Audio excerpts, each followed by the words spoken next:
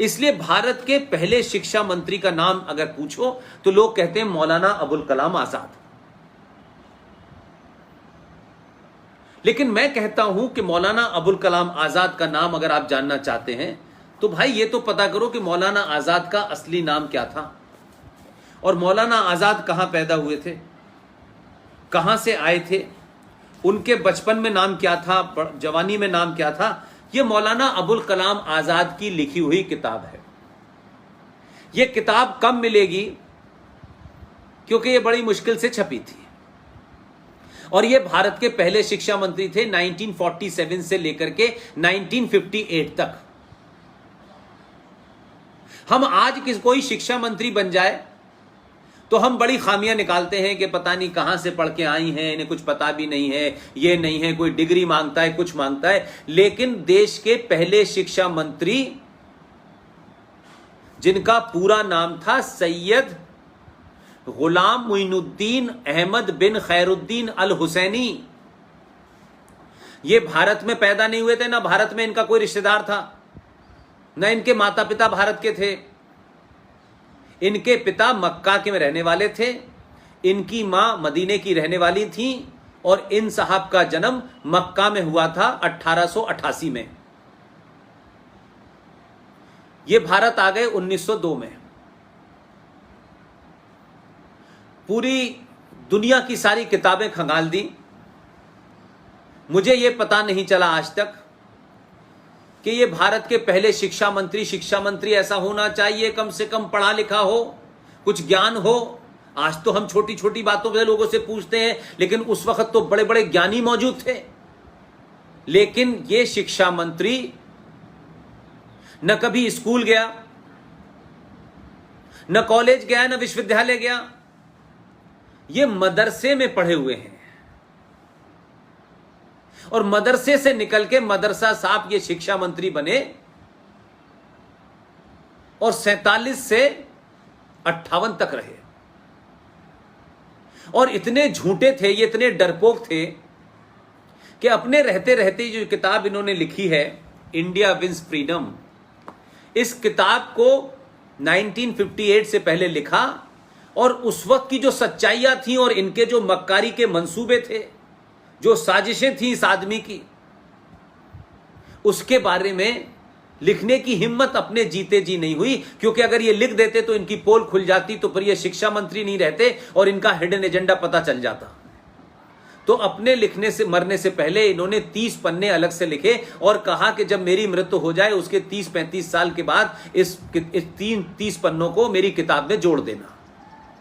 वो 30 पन्ने समेत ये किताब मिल गई है मुझे। जो शिक्षा मंत्री अपने जीते जी सच न बोल पाया हो, जिसका भारत की संस्कृति से कोई लेना देना ना हो, भारत के फ्रीडम मूवमेंट से उसका कोई मतलब ही ना हो, उसके बाप का दादा का, वो यहां आए शामिल हो गए। मक्का में रहने वाला आदमी कलकत्ता चला गया, जबकि कलकत्ता से कोई कल्चर का मामला नहीं था।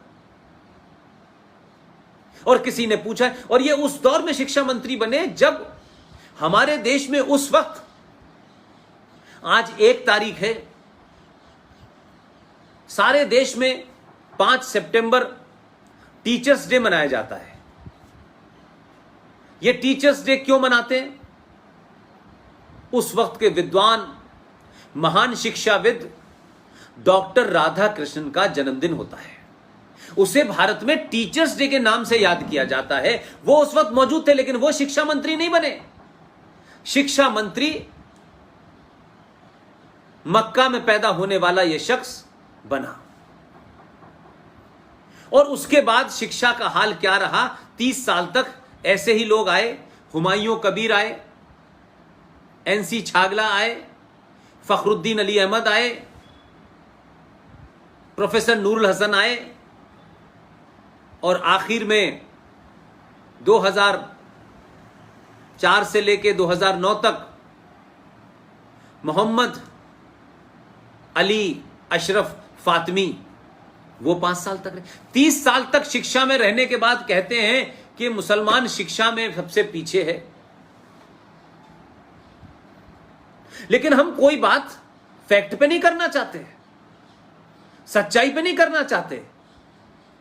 इसलिए आपने इतिहास में जो झूठ बोले जा रहे हैं, जो बताए जा रहे हैं, चाहे वो इरफान हबीब हो या चाहे उनकी एक बड़ी घनिष्ठ मित्र हैं जो हिस्ट्री डिपार्टमेंट में कभी क्लर्क हुआ करती थी, फिर उनकी नजदीकियों के कारण वो बहुत बड़ी प्रोफेसर हो गई और बंगाल में 6ठी क्लास की एक किताब उन्होंने लिखी है।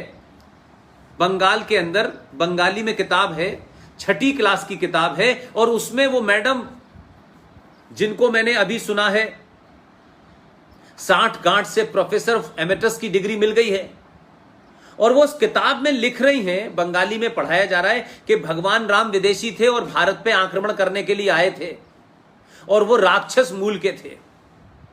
ये बच्चों को 6ठी क्लास की किताब में बंगाल में पढ़ाया जा रहा है। तो हमने आजाद होने के बाद भी इस देश में सत्ताधारियों ने अपने लालच में अपनी सत्ताओं को बनाए रखने के लिए भारत की सनातन संस्कृति को, भारत के मूल्यों को, यहां की संस्कृति को, आस्थाओं को, सरोकारों को धीरे धीरे करके समाप्त कर दिया और एक ऐसी संस्कृति यहां डाली कि यहां बच्चे क्लर्क बने, यहां सिर्फ मालिक की जू हजूरी करें, उनमें ज्ञान नाम की कोई चीज ना हो, वो सिर्फ मार्कशीट के मोहताज बन के रह जाएं। अपने देश के बारे में, अपनी संस्कृति के बारे में, अपनी मिट्टी के बारे में, अपने इतिहास के बारे में, जो गौरवशाली इतिहास है उसको वो जान न पाएं। इसलिए अकबर दी में ग्रेट को पढ़ते रहें, इसलिए औरंगजेब का रोड का नाम रख दिया जाए, इसलिए भारत के अंदर किंग एम्परर जॉर्ज 5 जो 5वां राजा था, इंग्लैंड से आया था, आज भी दिल्ली के अंदर कोरोनेशन पार्क है, सबसे बड़ा है और सबसे बड़ी उसकी जॉर्ज पंजम की मूर्ति लगी हुई है, आज भी लगी हुई है। आज भी अंग्रेजों के नाम से बहुत सड़कें हैं, आज भी मुगलों के नाम से बहुत सारी सड़कें हैं। इसलिए आपको बताया जाता है कि वो आक्रांत थे, ये किया, उन्होंने किस तरीके से भगवान राम का मंदिर तोड़ करके बाबरी मस्जिद बनाई, उन्होंने कैसे मथुरा के अंदर मंदिर तोड़ के मस्जिद बनाई, उन्होंने कैसे काशी में बाबा विश्वनाथ, ये सब हमें पता है और दिखाई दे रहा है, लेकिन ये पढ़ाया नहीं जाता, ये बताया नहीं जाता। क्यों? इसीलिए भारत के अंदर भारतीय पैदा नहीं हो रहे हैं, भारत के अंदर अंग्रेजी शिक्षा लेकर के आईएएस और पीसीएस, जिसे व्हाइट कॉलर क्लर्क कहते हैं, वो पैदा हो रहे हैं। न उनका भारत की संस्कृति से कोई इंटरेस्ट है, न सरोकारों से कोई इंटरेस्ट है, उनको सत्ता की जी हजूरी करनी है। इसलिए जब सत्ताएं बदलती हैं तो फर्क कैसे पड़ता है। मैंने बंगाल की आपको उदाहरण दिया, मैं आपको एक महाराष्ट्र का उदाहरण देना चाहता हूं। महाराष्ट्र में 8वीं क्लास की किताब में, क्योंकि वहां सरकार एक अल्ट्रा सेकुलर आ गई है और सरकारों के मजबूरियां देखिए कि कैसे उसमें जिहादी और अंडरवर्ल्ड दाऊद माफिया, हाजी मस्तान, करीम लाला, ये तमाम जो लेगेसी मुंबई में चल रही थी, उन लोगों के लोग सत्ता में बैठ गए हैं, मंत्री बन गए हैं। उन्होंने मराठी में किताब आई है जनरल नॉलेज की, जो बच्चों को 8वीं क्लास में पढ़ाई जा रही है। शारदा ठाकुर, ये आप जैसे बच्चों का ज्यादा जरूरी काम है, क्योंकि आपने और बच्चों के मुकाबले एक तेजी से देश को अवेयर करने की ये जो मुहिम है उसमें लीड ली हुई है। आपको उनका नेतृत्व करना है, आपको उन्हें अपनी लीडरशिप प्रदान करनी है। और ये जो बातें मैं बता रहा हूं, ये इसलिए कि इस पे चर्चा आपके लेवल पे होनी चाहिए। मराठी में जो किताब पढ़ाई जा रही है 8वीं क्लास की, उसमें लिखा हुआ है सरदार भगत सिंह, सुखदेव और राजगुरु, ये 3 नाम हम पिछले 40-50 साल से रोज गिन रहे हैं। युवा थे, 24-24, 23-23 साल की इनकी उम्रें थी, और ये तीनों को एक साथ फांसी पे चढ़ा दिया गया। लेकिन सत्ता में कितने जहरीले, कितने खतरनाक लोग अलग अलग जगह बैठे हुए हैं कि उन्होंने बिना चुपचाप से बताए 8वीं क्लास की किताब में लिखा है सरदार शहीद भगत सिंह, राजगुरु और सुखदेव का नाम हटा करके वहां कुर्बान हुसैन का नाम आ गया है। यह हमारे सामने हुआ है, कोई 50 साल पुरानी घटना नहीं है। मैकाले ने नहीं किया, मौलाना आजाद और प्रोफेसर नूर हसन ने नहीं किया। उन्होंने जो करना था वो तो बेड़ा गर्क करके चले गए। लेकिन हमारे और आपके जमाने जब इतनी संचार क्रांति है कि कुछ झूठ छुप नहीं सकता, उसके बावजूद भी वो ताकतें जो भारत में पाकिस्तान को वोट देने के बाद, पाकिस्तान के फेवर में वोट देने के बाद भारत में रह गई, अलग अलग मुखौटों में अपने राजनीतिक स्वार्थों के कारण उन्होंने पार्टियां ज्वाइन कर ली, वो आज भी वही एजेंडा चला रहे हैं।